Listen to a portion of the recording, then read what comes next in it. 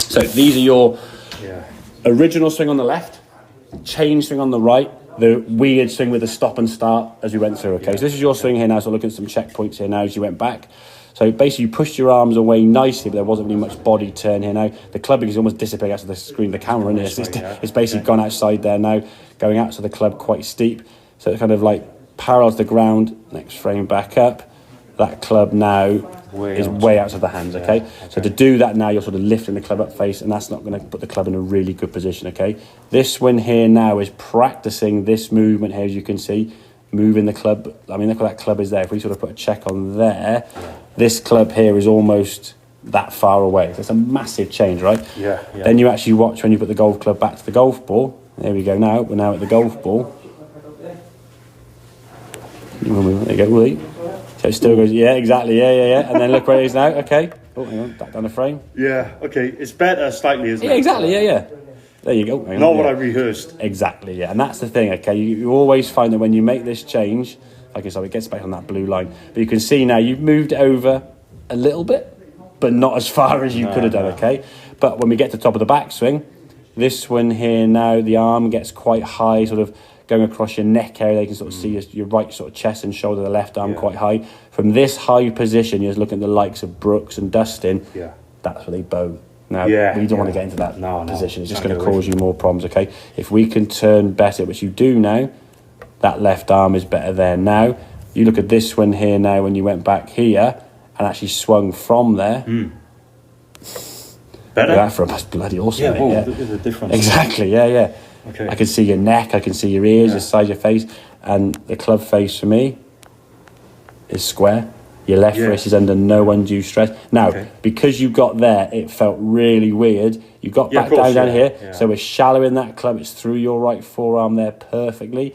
As you got back to here, you just was like, oh, this was a bit weird. Got to about there, and here's good. And then your right hand goes, I'll just square that club up a little bit. And we just flick it and it starts a bit left. And obviously you hung back because it just felt really weird. That takes time to... You weren't used to that club being in that position. So your brain then thinks, and again, if your arms have been up here and the ball's going over there, so your arms up here sends it right, the logic of your brain, if I go round here, it's going to go further right. Yeah. That's the thing that we think. Yeah. But as you work from a better angle and you sort of shallow out the swing plane, the club face squares up more effectively. Yeah. What you've done is you've tried to go up here, manipulate the club, so now you're getting the club way underneath, but done so in a sort of manipulated way, and now you have to try and flick your hand. Yeah. If the club just works round here now, it's a much more natural release of the golf club, as opposed to before where you sort of try to drop kick it underneath. That's what you find. Every now and then you get the arm that steep, you then just go whoop and drop the arms back here, but then you do it that much too much. Which, as you said, wouldn't take a lot, okay? And then you're in the ground behind the ball and you get that kind of straight drop that goes about 240, 250.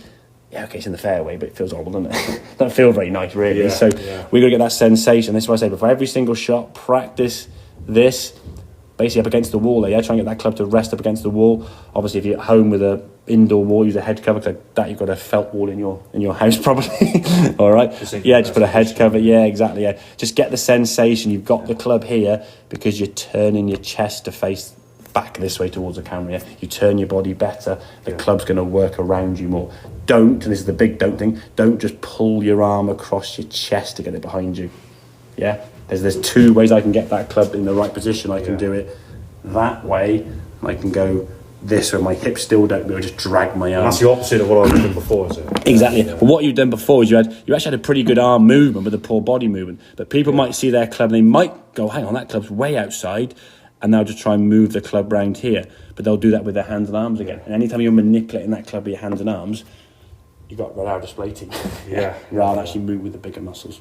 Okay, mate, makes sense? Brilliant. That's good man, very good.